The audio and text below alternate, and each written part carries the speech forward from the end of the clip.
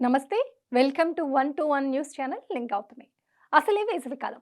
ఈ వేసవిలో మరింత సెగలు పుట్టించేలా తెలంగాణ రాజకీయాలు హాట్‌గా ఉన్నాయి. ఉమ్మడి కరీంనగర్ జిల్లాలో ఓవైపు సీఎం రేవంత్ రెడ్డి, మరోవైపు మాజీ సీఎం కేసీఆర్ బహిరంగ సభలతో తెలంగాణ మొత్తం దద్దరిల్లింది. ప్రభుత్వంపై కేసీఆర్ ఘాటైన విమర్శలు, అదే స్థాయిలో రేవంత్ రెడ్డి కౌంటర్లతో కట్టిపడేశారు. ఏడాది తర్వాత కేసీఆర్ మళ్లీ బహిరంగ సభకు హాజరు కావడం గులాబీ శ్రేణులకు ఉత్సాహాన్ని ఇచ్చిందనే చెప్పాలి.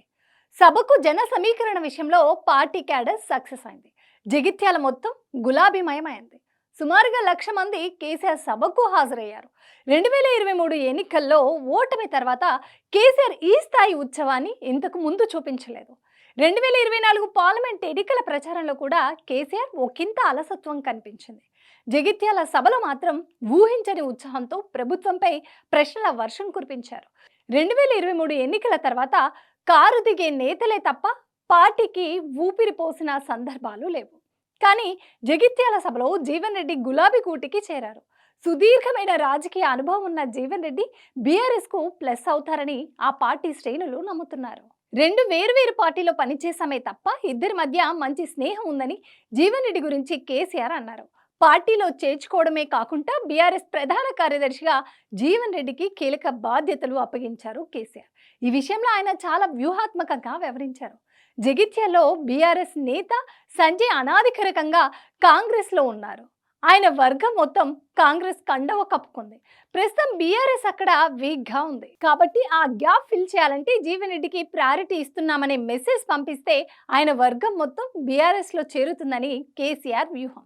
ఇక తమ ప్రభుత్వం అధికారంలోకి వచ్చాక జీవన్ రెడ్డికి కీలక బాధ్యతల్లో ఉంటారని కూడా హామీ ఇచ్చారు.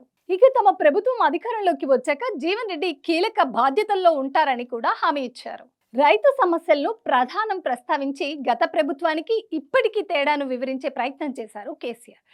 హైడ్రాతో హైదరాబాద్ ప్రజలు ఇబ్బంది పడడమే కాకుండా రియల్ ఎస్టేట్ కూడా పూర్తిగా పడిపోయిందని మండిపడ్డారు.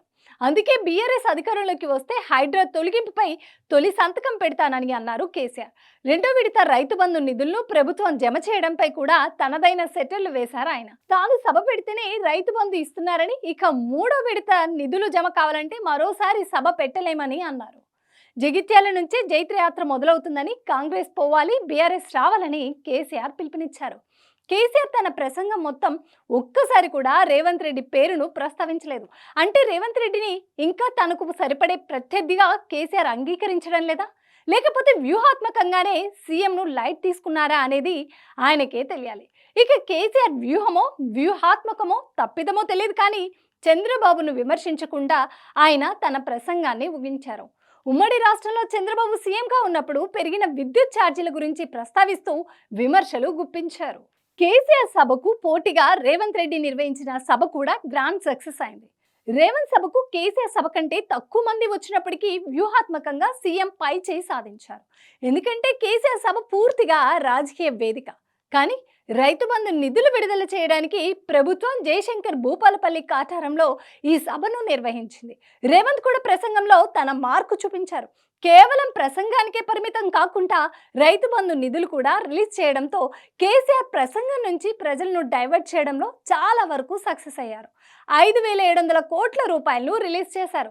వచ్చే నెల 3,300 కోట్ల రూపాయలను రిలీజ్ చేయనున్నారు. కాంగ్రెస్ పోవాలి, బీఆర్ఎస్ రావాలనే కేసీఆర్ నినాదానికి రేవంత్ కౌంటర్ వేశారు.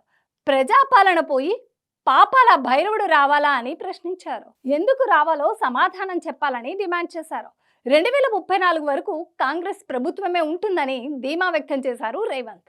2029లో నువ్వో నేనో తేల్చుకుందామని కేసీఆర్ కు సవాల్ చేశారు. జీవన్ రెడ్డి తన 40 ఏళ్ల రాజకీయ జీవితంలో కాంగ్రెస్ ప్రభుత్వం ద్వారా ఎన్నో పదవులు తన కుటుంబ సభ్యులకు ఇప్పించుకున్నారని విమర్శించారు. కాంగ్రెస్ పార్టీ 14 సార్లు జీవన్ రెడ్డి బీఫామ్ ఇచ్చిందని గుర్తు చేశారు. ఈ కామెంట్తో కాంగ్రెస్ పార్టీ జీవన్ రెడ్డి అన్యాయం చేయలేదనే మెసేజ్ ప్రజల్లోకి, కార్యకర్తల్లోకి తీసుకువెళ్లారు.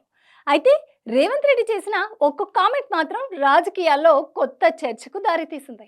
జీవన్ రెడ్డి మాజీ సీఎం ఎన్టీఆర్ కు వెన్నుపోటు పొడిచి నాదెళ్ల భాస్కర్ రావుతో జత కట్టారని విమర్శించారు. ఇది రేవంత్ రెడ్డికి ఏ విధంగా కలిసి వస్తుందో చూడాలి. ఎందుకంటే నాదెళ్ల భాస్కర్ రావును నడిపించిందే అప్పటి కాంగ్రెస్ పార్టీ. మరి ఈ విషయంలో కాంగ్రెస్ అధిష్టానం రియాక్షన్ కూడా చూడాల్సి ఉంది. కేసీఆర్ సభ నుంచి ప్రజలను డైవర్ట్ చేయడంలో రేవంత్ వ్యూహాత్మకంగా పైచేయి సాధించిన కేసీఆర్ యాక్షన్ కు రేవంత్ రియాక్ట్ కావాల్సి వచ్చిందనే అభిప్రాయం తెలంగాణ రాజకీయాల్లో వ్యక్తమవుతోంది.